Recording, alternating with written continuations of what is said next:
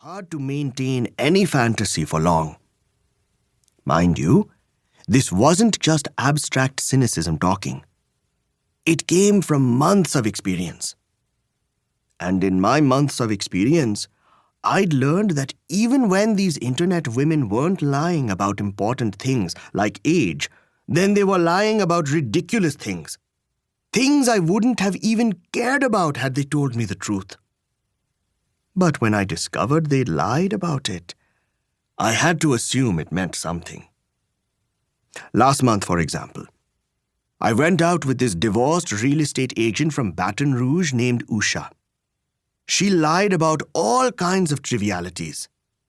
Favorite food? Italian. Trusting this preference in her profile, I suggested going to the Olive Garden on our first date.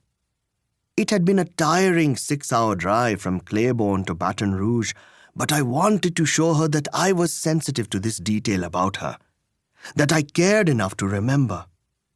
Upon hearing my suggestion, she shrugged and explained that Italian wasn't really her favorite. She wanted a steak.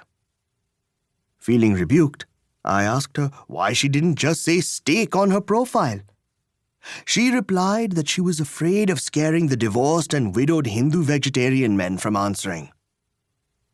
Now, I wasn't an unsympathetic man or a vegetarian. And while I questioned the sanity of anyone who enjoyed masticating thick slabs of beef, I understood that a 42-year-old divorcee with 2 teenage kids needed to expand her pool of possibilities in any way she could.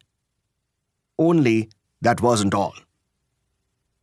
Over the course of that evening, which began and ended at Matthew's Steakhouse, I discovered that in the dozen emails and phone conversations leading up to our fateful meeting, she'd lied about her car, a Honda, not a Volvo, her glasses prescription for nearsightedness, -4, not -2, her tennis elbow, she didn't even own a racket, and her subscription to National Geographic.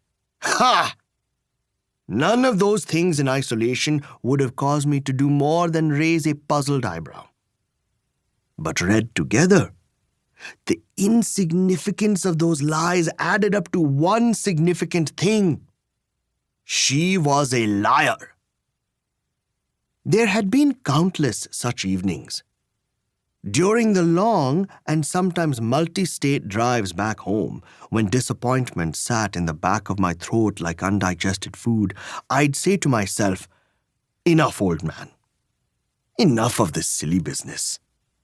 But at such moments, I too was a liar.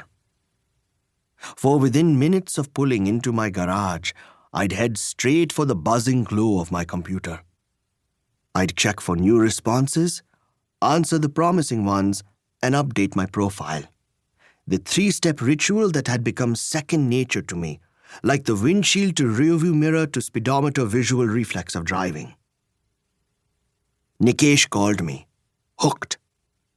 I'd describe my dating mishaps to him, and he'd say, "If they're so bad, then stop. Or just stay local at least." Local? What was the point of trying to meet an Indian woman in Claiborne? They were all friends with my ex-wife Lata, who'd left me and would therefore be biased against me. And a non-Indian woman? That was too foreign to contemplate. But I didn't say any of this to my son. Instead, I'd meekly reply, "You're right. This is the last one. No more." But he wouldn't believe me. He'd chuckle and chide, "You're hooked, Dad." He was right. I had yet to go on a good date, but I wasn't ready to stop. Out of the corner of my eye, I could see a curtain flutter in the front window of Malika's house, a ripple of black hair against the glass. Was Malika peeking out? Was she wondering why I hadn't gotten out of the car yet? Hadn't crossed the dried expanse of lawn to her front door? I thumbed my brows one last time. I ran my palms over my grayed, but mostly full, head of hair.